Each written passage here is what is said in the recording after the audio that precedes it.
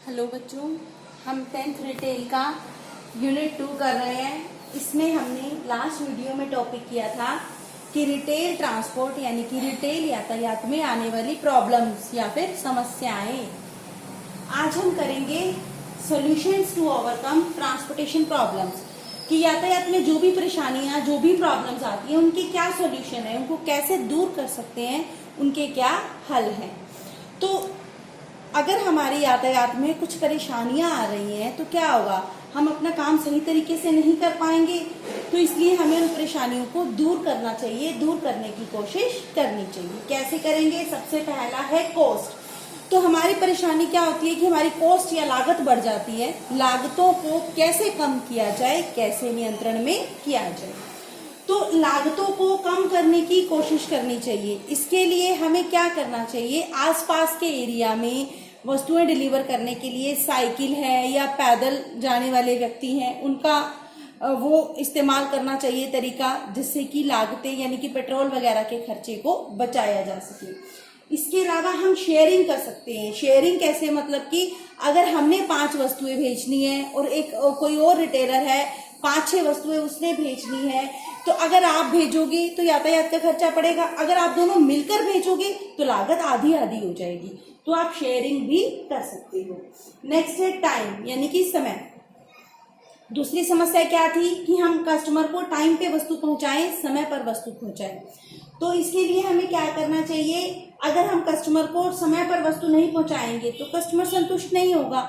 तो हमारी प्रॉब्लम क्या थी कि हम टाइम पे नहीं पहुंच रही। तो इसके लिए हमें क्या करना चाहिए, टाइम मैनेजमेंट करना चाहिए, हिसाब लगाना चाहिए, सही तरीके से उस ऐसे समय पे वस्तुएं डिस्पैच कर देनी चाहिए, मतलब शिपिंग कर देनी चाहिए समय से, जिससे कि हम समय पर वस्तुएं कस्टमर तक पहुंचा सकें। दूसरा है मल्टी चैनल यानी कि अनेक चैनल। तो हमें वस्तुएं डिलीवर करने के लिए किसी एक ही चैनल पे डिपेंड नहीं होना चाहिए, मल्टी चैनल इस्तेमाल करने चाहिए, अनेक चैनलों का इस्तेमाल करना चाहिए। जैसे कि अगर कोई सॉफ्टवेयर है तो उसके लिए हम सीधा इंटरनेट का इस्तेमाल कर सकते हैं, भेजने के लिए सीधा डाउनलोड किया जा सकता है। हम और भी अनेक चैनल्स, जैसे कि हम 2-3 कॉरियर कंपनी है या कोई भी बहुत से चैनल्स हैं, जैसे कि रोड का भी, रेलवे का भी, वाटर का भी, हम हर एक चैनल का इस्तेमाल कर सकते हैं। हमें सिर्फ एक चैनल पे डिपेंड नहीं रहना चाहिए, मल्टी चैनल होने चाहिए। Next is strong supply chain. हमारी जो सप्लाई चेन है वो मजबूत होनी चाहिए। सप्लाई चेन मैंने बताया था आपको, सप्लाई चेन क्या होता है, वस्तु बनने से लेकर ग्राहक के पहुंचने तक बीच में जितने भी स्टेप आते हैं वो सारे किस में आते हैं, सप्लाई चेन में। तो अगर उसमें एक भी व्यक्ति सही काम नहीं करेगा तो हम लेट हो जाएंगे, समय पर वस्तु नहीं दे पाएंगे। जैसे कि अगर वस्तु का उत्पादन सही नहीं, टाइम पे नहीं हुआ तो भी वस्तु लेट डिलीवर होगी। अब उत्पादन वाले ने तो अपना काम टाइम पे कर दिया, परंतु फैक्ट्री से लाने वाला लेट है तो भी हम टाइम पे डिलीवर नहीं कर पाएंगे। तो इसलिए हमारे सप्लाई चेन जो है वो मजबूत होनी चाहिए। सप्लाई चेन का हर एक मेंबर सही तरीके से काम करेगा, तभी हम टाइम पे डिलीवरी दे पाएंगे। नेक्स्ट है लीगल वर्क यानी कि कानूनी कामकाज। तो ट्रांसपोर्टेशन में कई बार बहुत सी कानूनी परमिशन लेनी पड़ती है हमें कानून से, सरकार से।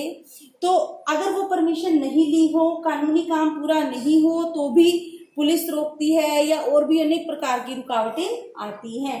तो इसलिए क्या करना चाहिए, वस्तुओं को यातायात पे भेजने से पहले कानूनी कामकाज सारे पूरे कर लेने चाहिए। जैसे कि वस्तु के साथ उसका पक्का बिल भेजना, टैक्स भरना। जैसे अब जीएसटी है तो जीएसटी नहीं भरोगे तो क्या होगा, गलत है, ये टैक्स चोरी है, तो क्या होगा, पुलिस का रेड पड़ सकती है, पक्का बिल नहीं होगा। तो सारे कानूनी कामकाज पूरे करने, कहीं से परमिशन की आवश्यकता है तो वो परमिशन भी लेना। नेक्स्ट है सिक्योरिटी।